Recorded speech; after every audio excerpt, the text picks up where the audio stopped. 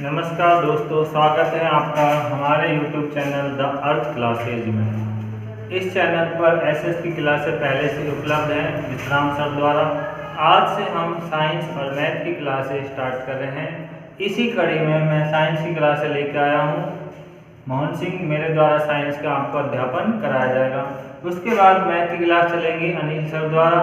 तो पहले हम स्टार्ट करते हैं आज साइंस की क्लासेज। तो हमारा स्टार्टिंग है सामान्य विज्ञान के बारे में हम पढ़ेंगे। जिस किसी भी पेपर में सामान्य विज्ञान से संबंधित प्रश्न पूछे जाते हैं उन सभी के लिए ये वीडियो कारगर सिद्ध होगी, मैं ऐसी आशा करता हूँ। और अगर आपको ये वीडियो अच्छी लगे तो आप अंत में लाइक एंड सब्सक्राइब कर सकते हैं और दोस्तों को शेयर भी कर सकते हैं और औरों को बता सकते हैं ताकि इस चैनल से वो फ्री में लाभ उठा सके। ये सारी वीडियो आपके लिए फ्री होंगी और हम आज से सामान्य विज्ञान का पोर्शन स्टार्ट कर रहे हैं जिससे हम अंत तक लेकर जाएंगे। इसको बीच में ड्रॉप नहीं किया जाएगा। तो देखिए, सामान्य विज्ञान पढ़ने से पहले इसमें जो विज्ञान है इसका अर्थ हमें आना चाहिए कि विज्ञान किसे कहते हैं, ये हमें आना चाहिए। जो भी सब्जेक्ट हम पढ़ रहे हैं उसके बारे में हमें ये मालूम होना चाहिए कि ये है क्या, तभी हम उसके बारे में आगे पढ़ पाएंगे, अन्यथा नहीं पढ़ेंगे। मान लीजिए आपने सारी चीज़ पढ़ ली और हमें यही नहीं आता है कि विज्ञान किसे कहते हैं, तो हमारा पढ़ना व्यर्थ है। इसलिए हमें इसका अर्थ आना चाहिए। तो देखिए भैया, विज्ञान है जो ये संस्कृत भाषा के विज्ञानम शब्द से बना है, विज्ञानम। और इस विज्ञानम का अर्थ होता है विशेष ज्ञान, विशेष ज्ञान या विशिष्ट ज्ञान, स्पेशल नॉलेज इंग्लिश में बात करें तो विज्ञान का अर्थ हो गया स्पेशल नॉलेज या विशिष्ट ज्ञान संस्कृत के हिसाब से, या हिंदी में इसका जो रूपांतरण है उसके हिसाब से इसका अर्थ हो गया विशिष्ट ज्ञान। विशिष्ट ज्ञान का मतलब होता है कि जैसे मोबाइल के द्वारा वीडियो बढ़ रही है, आपके घर तक बैठे बैठे पहुंच रही है, तो ये इन सब में ऐसा क्या हो रहा है कि स्पेशल चीज़ जो हो रही है, ये तकनीक का सहारा लिया जा रहा है इस समय में, संकट की घड़ी में। तो ये जो सारा ज्ञान है कौन उपलब्ध करा रही है हमारे लिए? विज्ञान उपलब्ध करा रही है। तो विज्ञान है तभी हम घर बैठे वीडियो बना रहे हैं और आपके घर तक उपलब्ध हो पा रही हैं। तो उसे क्या कहा जाता है? विशिष्ट ज्ञान कहा जाता है। कोई अलग से चीज़, विशिष्ट चीज़ हम यहाँ पर प्राप्त करेंगे, जानेंगे। विज्ञान को साइंस में विज्ञान को अंग्रेजी में रूपांतरण में से कहा जाता है साइंस। साइंस कहा जाता है। इंग्लिश के विद्यार्थी साइंस बोलते हैं, हिंदी विज्ञान बोलते, बात एक है। यानी कि विज्ञान का साइंस रूपांतरण, विज्ञान का इंग्लिश में रूपांतरण होता है साइंस बोला जाता है, इसे कहा जाता है साइंस। और ये जो साइंस शब्द है ये लैटिन भाषा के साइंसिया से बना है और साइंसिया का अर्थ होता है जानना। साइंसिया का अर्थ होता है जानना। अब यहाँ से एक सवाल आता है कि जानना किसके बारे में? आप वीडियो देख रहे हो, मैं पढ़ा रहा हूँ, आप मेरे बारे में जानोगे, किसके बारे में जानना? तो जानने का अर्थ होता है प्रकृति के बारे में जानना। ये जो हमारी प्रकृति है, हमारे आसपास जो भी प्रकृति है या हमारे पर्यावरण है, ये जो हमारे आसपास है सभी के बारे में जानना। तो ये हो गया विज्ञान का अर्थ। विज्ञान का अर्थ हो गया जानना। जानना किसके बारे में? प्रकृति के बारे में। या कोई विशेष या विशिष्ट ज्ञान प्राप्त करना क्या कहलाता है? विज्ञान कहलाता है। ये विज्ञान का अर्थ हुआ। अब परिभाषा की बात करते हैं तो परिभाषा क्या कहते हैं? प्रकृति के क्रमबद्ध अध्ययन से, प्रकृति के क्रमबद्ध अध्ययन से और प्रयोगों द्वारा प्रमाणित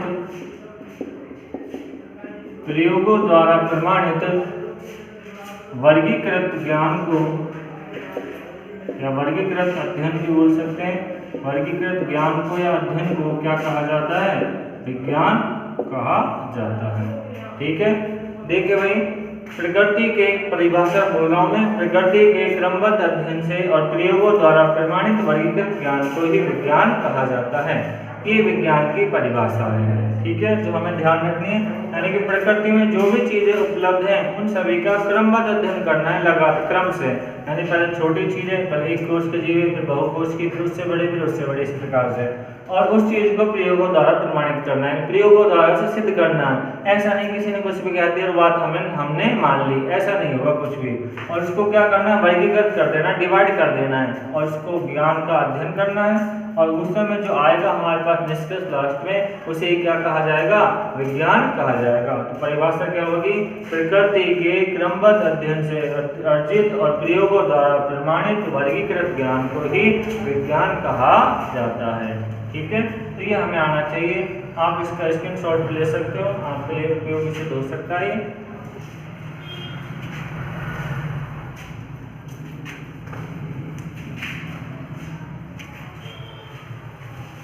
तो ये हुआ विज्ञान का अर्थ और इसकी परिभाषाएं। अब आगे हम देखते हैं विज्ञान की शाखाएं, कौन कौन सी शाखा हैं वर्तमान में या फिर हमारे प्रतियोगी परीक्षाओं की दृष्टि से जो हमारे काम की है, जो हमें पढ़नी है। तो जो विज्ञान हमारा होता है, इस विज्ञान का अध्ययन हमें प्राकृतिक विज्ञान के अंतर्गत किया जाता है। प्राकृतिक विज्ञान के अंतर्गत किया जाता है विज्ञान का अध्ययन, यानी कि विज्ञान एक प्रकार से प्राकृतिक विज्ञान है जो हमारे आसपास फैला हुआ है। अब इस प्राकृतिक विज्ञान की मुख्य रूप से दो शाखाएं हैं। एक है भौतिक विज्ञान, भौतिक विज्ञान जिसे इंग्लिश में कहा जाता है फिजिकल साइंस। अंग्रेजी रूपांतरण भी ध्यान रखना है, कई बार अंग्रेजी शब्द पूछ लिया जाता है, इसलिए अंग्रेजी में भी हमें ध्यान रखना है। और एक होता है जीव विज्ञान जिसे इंग्लिश में कहा जाता है लाइफ साइंस। भौतिक विज्ञान का मतलब होता है कि विज्ञान की वह शाखा जिसमें निर्जीव वस्तुओं का अध्ययन किया जाता है। निर्जीव वस्तुओं का अध्ययन किया जाता है उसे कहा जाता है भौतिक विज्ञान। और जीव विज्ञान का मतलब है जिसमें सजीव वस्तुओं का या सजीवों का अध्ययन किया जाता है, उसे कहा जाता है जीव विज्ञान। अब आप सभी दर्शक जानते होंगे कि निर्जीव और सजीव में क्या अंतर है। मैं एक बात थोड़ा सा बता देता हूँ आपको। निर्जीव का मतलब जिसमें जीव नहीं होता है, जैसे श्वसन क्रिया है, पाचन क्रिया है, जनन क्रिया है, संवेदनशीलता है, ये सारे गुणों को जो प्रदर्शित नहीं करता उन्हें निर्जीव कहा जाता है। और जब उन सब क्रिया को दर्शाता है उसे सजीव कहा जाता है। जैसे पेड़ पौधे, जीव जंतु, इंसान, ये सब सजीव है। बाकी के आपके आसपास टेबल, फैन, पंखा, मार्कर बोर्ड, ये सब कैसी है, निर्जीव चीजें हैं। अब इसे निर्जीव, इसमें मुख्य रूप से 3 शाखाएं आती हैं। पहला आता है हमारा रसायन विज्ञान जिसे अंग्रेजी में बोला जाता है केमिस्ट्री, ये ध्यान रखना है हमें। दूसरा आता है भौतिकी, भौतिकी जिसे कहा जाता है फिजिक्स। और एक आता है हमारा गणित जिसे इंग्लिश में आप कहते हो मैथमेटिक्स। अंग्रेजी रूपांतरण भी ध्यान रखना है। यानी कि भौतिक विज्ञान की मुख्य रूप से 3 शाखाएं, रसायन विज्ञान, भौतिकी और गणित। और भी कई शाखाएं, लेकिन मुख्य रूप से जो हमारे लिए पेपर की दृष्टि से यूजफुल है ये भी। इसमें भी हमारे मुख्य रूप से 3 शाखाएं, जैसे कि प्राणी विज्ञान, प्राणी विज्ञान, वनस्पति विज्ञान और एक है हमारा मेडिकल साइंस। एक कौन सा आएगा हमारा मेडिकल साइंस है जिसे कहा जाता है हिंदी में चिकित्सा विज्ञान, चिकित्सा विज्ञान। इसे बोलेंगे इंग्लिश में जूलॉजी, इसे बोला जाता है बॉटनी और इसे बोला जाता है मेडिकल साइंस। तो 3 शाखा हैं। तो जीव विज्ञान में सजीवों का अध्ययन किया जाएगा और सजीवों में जो जीव विज्ञान की शाखा है, मुख्य 3 शाखा हैं, प्राणी विज्ञान, वनस्पति विज्ञान और चिकित्सा विज्ञान। प्राणी विज्ञान का मतलब है जिसके अंतर्गत जंतुओं का अध्ययन किया जाता है उसे प्राणी विज्ञान कहा जाता है। वनस्पति विज्ञान का मतलब है जिसमें पेड़ पौधों का अध्ययन किया जाता है उसे वनस्पति विज्ञान कहा जाता है। और चिकित्सा विज्ञान का मतलब जिसमें चिकित्सा में काम आने वाली दवाइयों, केमिकलों या कोई विशेष प्रकार की तकनीकों का अध्ययन किया जाता है उसे चिकित्सा विज्ञान कहा जाता है। आज से जो हम स्टार्ट करने जा रहे हैं वो रसायन विज्ञान से स्टार्ट करेंगे। हमारे पढ़ने का क्रम भी ये रहेगा, पहले रसायन विज्ञान पढ़ेंगे, फिर भौतिक विज्ञान पढ़ेंगे और गणित आपको पढ़ाई देगा नहीं सर। उसके बाद हम स्टार्ट करेंगे प्राणी विज्ञान, उसके बाद स्टार्ट करेंगे वनस्पति विज्ञान, फिर चिकित्सा विज्ञान स्टार्ट करेंगे। और एक और शाखा बच जाती है जैव तकनीकी, बायोटेक्नोलॉजी, उसके बारे में भी हम पूछा जाता है, उसके बारे में भी हम अध्ययन करेंगे। तो हम इस प्रकार से अध्ययन करेंगे, हमारा अध्ययन का क्रम रहेगा और ये क्रम लगातार जारी रहेगा जब तक आपका साथ मिलता रहेगा हमें, तब तक ये क्रम लगातार चलता रहेगा। तो आज हम स्टार्ट कर रहे हैं रसायन विज्ञान, जो हर परीक्षा में जैसे प्रश्न पूछे जाते हैं उन सभी के बारे में हम यहाँ पर अध्ययन करने वाले हैं। तो आज हम स्टार्ट कर रहे हैं रसायन विज्ञान, जिसे अंग्रेजी में कहा जाता है केमिस्ट्री। 11वीं 10वीं के बाद हम सब्जेक्ट भी लेते हैं PCM साइंस वाले, केमिस्ट्री विज्ञान होता है, उसके बारे में हम यहाँ पढ़ते हैं। तो सबसे पहले बात करते हैं इसके केमिस्ट्री किसे कहा जाता है। तो केमिस्ट्री का अर्थ या परिभाषा किसे कहा जाता है। तो रसायन विज्ञान का मतलब होता है जिसमें रासायनिक पदार्थों के गुण, उनके अंतर परिवर्तनों का, उनकी क्रिया विधि का अध्ययन किया जाता है, उसे कहा जाता है रसायन विज्ञान कहा जाता है। इसके जनक हमें ध्यान रखना है, इसके जनक हैं हमारे लेवोसियर नाम के वैज्ञानिक हैं, उसे रसायन विज्ञान का जनक कहा जाता है, क्योंकि इन्होंने सबसे पहले एक काली मिट्टी थी यूनान में, काली मिट्टी है, उस काली मिट्टी का सबसे पहले इन्होंने अध्ययन किया था, सर्वप्रथम अध्ययन किया था इन्होंने, और उसी काली मिट्टी को लैटिन भाषा में कीमी कहा जाता है, और उसी कीमी से रसायन विज्ञान हमारा शब्द बना है। तो इसलिए सबसे पहले इसका अध्ययन किया, इसलिए लेवोसियर को हम क्या कहते हैं, रसायन विज्ञान का जनक भी कहा जाता है, जो हमें ध्यान रखना है। अब रसायन विज्ञान में देखो मुख्य रूप से किन किन चीज़ों का अध्ययन करेंगे, कुछ टॉपिक्स रहेंगे जो हमें ध्यान रखना है। तो सबसे पहले इसमें हम अध्ययन करेंगे पदार्थ के बारे में कि पदार्थ क्या होता है। उसके बाद हम अध्ययन करेंगे पदार्थ की अवस्थाओं के बारे में कि पदार्थ की कौन सी अवस्थाएं क्या क्या हैं और इन्हें क्या कहते हैं। ये समाप्त होने के बाद हम इन तीनों में अंतर करेंगे। फिर हम स्टार्ट करेंगे परमाणु के बारे में, परमाणु के बारे में पढ़ेंगे, फिर हम परमाणु संरचना के बारे में पढ़ेंगे। इस प्रकार से हमारी लगातार वीडियो लगातार चलती जाएगी इसी क्रम में, जो हमें ध्यान रखनी है। तो सबसे पहले आज का टॉपिक हमारा जो स्टार्ट कर रहे हैं वह हम पदार्थ क्या होते हैं इसके बारे में हम आज यहाँ पर चर्चा करेंगे, जो हर परीक्षा में हमारे लिए काम का रहेगा। पदार्थ या इसे हम द्रव्य भी कह सकते हैं, और इंग्लिश में इसे कहते हैं मेटल।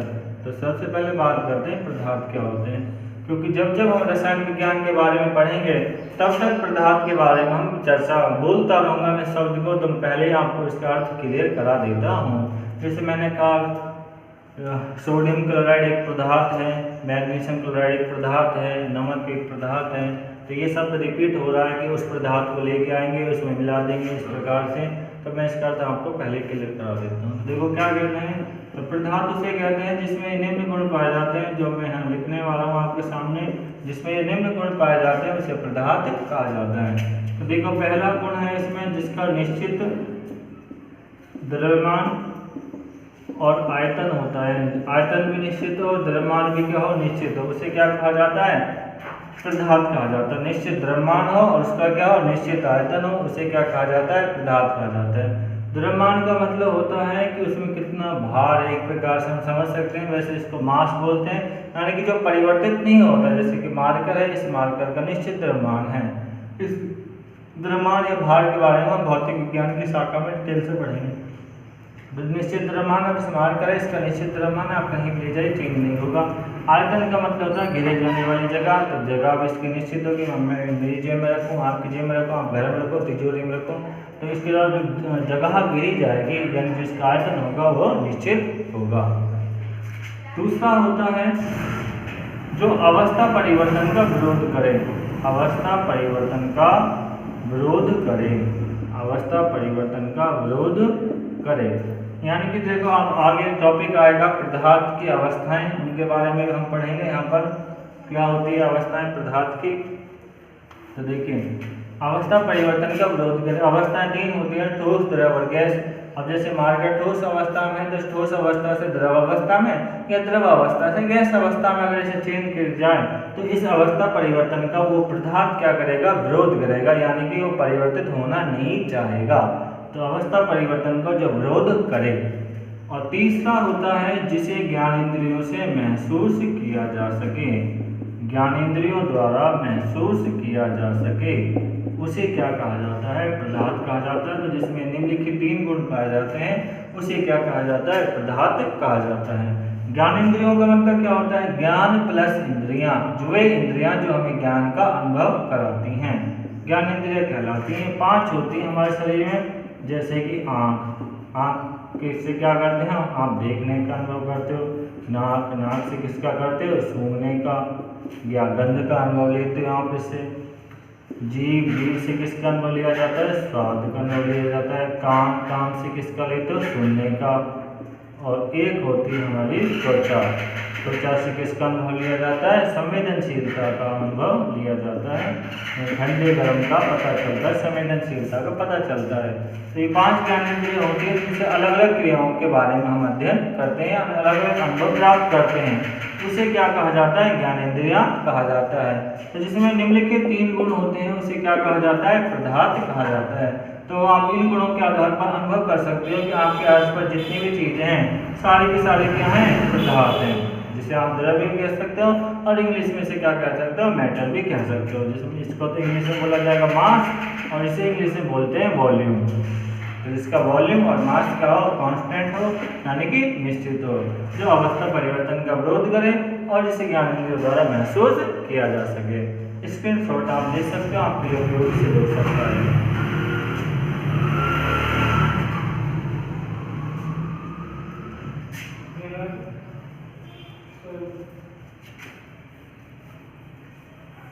आगे बात करते हैं, ये तो हुआ पदार्थ किसे कहते हैं। आगे हमारी बात करते हैं पदार्थ की अवस्थाएं। पदार्थ की कौन कौन सी अवस्थाएं होती हैं? पदार्थ की कौन कौन सी अवस्थाएं होती हैं? तो देखिए भाई, पदार्थ की मुख्य रूप से 3 अवस्थाएं होती हैं। मूल रूप से या मुख्य रूप से एक ही बात है। तो मुख्य रूप से 3 अवस्थाएं होती है। एक होती है ठोस, और ठोस को बोलते हैं सॉलिड, जिसे एस से प्रदर्शित किया जाता है। जैसे मैंने कुछ ही लिखा, NH कोई सूत्र लिखा, उसके ब्रैकेट में एस लगा दिया, तो इसका मतलब है कि वो पदार्थ कौन सी अवस्था में? सॉलिड अवस्था में है। उसके बाद होता है द्रव, और द्रव के लिए प्रतीक चिन्ह होता है लिक्विड L। जैसे मैंने इसके आगे L लगा दिया तो इसका मतलब NaCl लिक्विड अवस्था में यानी कि द्रव अवस्था में है। उसके बाद आता है ठोस, द्रव, गैस तीसरा, और G। और किसी पदार्थ जैसे N2 है, N2 का आगे G लगा दिया बॉक्स में ब्रैकेट में, तो ये क्या कहलाएगा? गैसीय अवस्था में। तो ठोस, द्रव और गैस 3 मुख्य रूप से अवस्थाएं पाई जाती हैं किसकी? पदार्थ की। ठोस के लिए प्रतीक चिन्ह होता है S, द्रव के लिए प्रतीक चिन्ह होता है L, लिक्विड, और गैस के लिए होता है गैस G। तो ये हमें ध्यान रखना है इनके प्रतीक चिन्ह। इसके अलावा 2 अवस्थाएं और होती हैं जो हमें पेपर की दृष्टि से पूछी जाती हैं प्रतियोगी परीक्षाओं के लिए। अकेडमिक स्तर पर 3 अवस्थाएं चलती हैं, वो हमारे लिए पर्याप्त होती हैं, लेकिन ये कंपटीशन लेवल पर 2 अवस्थाएं चलती हैं। एक होती है प्लाज्मा और एक होती है BEC। इनके बारे में भी हमें कंपटीशन लेवल पर आना चाहिए, पेपर में प्रश्न पूछे जाते हैं, और इन दोनों अवस्थाओं से प्रश्न आए भी हैं, जिनके बारे में हम यहाँ पर पढ़ेंगे। लेकिन उससे पहले हम पढ़ेंगे ठोस, द्रव और गैस किसे कहते हैं, ये भी हमें मालूम होना चाहिए। तो देखिए भाई, एक एक के बारे में अध्ययन करते हैं।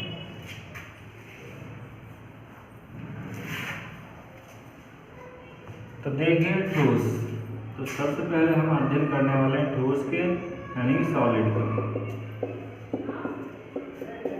सॉलिड के बारे में यहाँ पर हम अध्ययन करेंगे। तो देखिए सॉलिड किसे कहते हैं? देखो, तो सॉलिड का मतलब होता है कि वे पदार्थ जिनके कणों के मध्य, जिनके कणों के मध्य, यानी वे पदार्थ जिनके कणों के मध्य प्रबल आकर्षण बल पाया जाता है। प्रबल आकर्षण बल पाया जाता है। प्रबल आकर्षण बल पाया जाता है, उसे कहा जाता है ठोस। यानी कि वे पदार्थ जिनके कणों के मध्य प्रबल आकर्षण बल पाया जाता है। आगे की कक्षाओं में हम पढ़ेंगे कि जो पदार्थ होता है वो छोटे छोटे कणों से मिलकर बना होता है, और वो कण आपस में एक बंध द्वारा जुड़े होते हैं प्रबल आकर्षण बल द्वारा। अगर जैसे कि मान लीजिए कण है, ये कण है, छोटे छोटे कण इस प्रकार से, और इन कणों के मध्य जैसे मान लीजिए एक कण ये रहा और एक कण ये रहा, तो ये दोनों कण आपस में एक बंध द्वारा जुड़े होते हैं। एक लाइन है, बॉन्ड होता है, इसे बंध बोलते हैं। तो इस बंध द्वारा जुड़े होते हैं। अगर ये प्रबल है तो इसे क्या कहा जाएगा? ठोस पाया जाएगा। तो अगर कणों के मध्य प्रबल आकर्षण बल पाया जाता है तो इसे क्या कहा जाता है? ठोस कहा जाता है। अगर आकर्षण बल कमजोर है, बहुत ही दुर्बल है, तो इसे क्या कहा जाता है? गैस कहा जाता है। और द्रव का मतलब होता है जिसमें आकर्षण बल ठोस से कम हो लेकिन गैस से ज्यादा होता है, उन्हें क्या कहा जाता है? द्रव कहा जाता है। तो ये होते हैं ठोस जिनमें कणों के मध्य प्रबल आकर्षण बल पाया जाता है। दूसरा विशेषता इसके गुण, इनका जो ठोस होता है, इनका जो आयतन व द्रव्यमान क्या होता है? निश्चित होता है। आकार, आयतन निश्चित होता है, फिक्स होता है, कांस्टेंट होता है। आप इन्हें कहीं भी ले जाइए, इनका आयतन, द्रव्यमान और आकार चेंज नहीं होगा। जैसे आपके सामने व्हाइट बोर्ड दिखाई दे रहा है, इसका आयतन फिक्स है, इस दीवार पर भी 3 जगह घेरेगा, आपके घर ले जाओ तो भी 3 जगह घेरेगा। इसका द्रव्यमान में कोई फर्क नहीं आएगा, आकार वर्गाकार है, वर्गाकार रह जाएगा, चाहे दुनिया में से कहीं भी ले जाइए। तो जिसका आकार और आयतन निश्चित होता है, द्रव्यमान निश्चित होता है, ये इसका दूसरी विशेषता है। दूसरा आता है घनत्व। इनका घनत्व कैसा होता है? अधिक होता है। घनत्व कैसा पाया जाता है? अधिक पाया जाता है। घनत्व क्या होता है हम बताएंगे इसको लास्ट में। घनत्व अधिक पाया जाता है। संपीड़ितता नगण्य पाई जाती है, यानी कि न के बराबर पाई जाती है, संपीड़ितता नहीं होती। अगला विसरण का गुण भी नगण्य पाया जाता है, यानी न के बराबर नहीं पाया जाता विसरण का गुण। तो ये निम्नलिखित जो 5 गुण पाए जाते हैं उसे ठोस कहते हैं। कणों के मध्य प्रबल आकर्षण बल पाया जाता है, आकार आयतन निश्चित होता है, घनत्व अधिक होता है, संपीड़ितता नगण्य पाई जाती है, विसरण का गुण भी नगण्य पाया जाता है, उसे ठोस कहा जाता है। जैसे एग्जाम्पल मैंने आपको बता दिए, जैसे मार्कर है, बोर्ड है, टेबल है, फैन है, ईंट है, पत्थर है, ये सभी आप जानते हैं, सभी क्या कहलाते हैं? ठोस कहलाते हैं। तो कुछ चीजें हैं जैसे संपीड़ितता है, घनत्व है, विसरण का गुण है, इनके बारे में अगली वीडियो में मैं बताऊंगा आपको कि ये क्या होती है, वहाँ पर इनको समझाया जाएगा। अगर आपको वीडियो अच्छा लगा हो तो इसे लाइक एंड सब्सक्राइब कर दीजिए और दोस्तों के साथ इसे शेयर कीजिए, ताकि वो इस विज्ञान का फ्री में आनंद उठा सके। धन्यवाद दोस्तों।